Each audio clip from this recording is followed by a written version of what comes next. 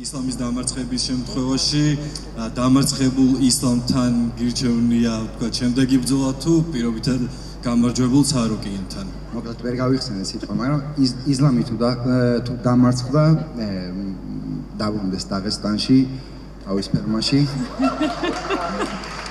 თუ მოიგო კიდე წყალსა ხო? ხო, წყარი მომწყესოს. უცაა. თუ მოიგო კიდე აუცილებლად ავალწევით, აუცილებლად 100%. ისინი დაწერა რომ შეიძლება დაინიზლავნების მიეცოთ თეთრი სახლის ჰეზლაინერი იქნება. შენთვის იდეალური მეტოქე ვინ შეიძლება იყოს თეთრ სახლში? ისლამ ახაჩევი. ერთ-ერთი ყველაზე დიდი ბრძოლა იქნება, რაც საერთოდ UFC-ის ისტორიაში შემდგარა. მესამე ტიტულზე არავის არ უბრძოლია. ისლამამ თავისი ძველი დივიზიონ მთლიანი დომინაციით დაამთავრა და მერე წონა შეიცვალა, ასე რომ მგონია რომ ძალიან დიდი მაგნიტუდის ბრძოლა იქნება, რაც UFC-საც და ჩვენს ყოველს ვაწყობს.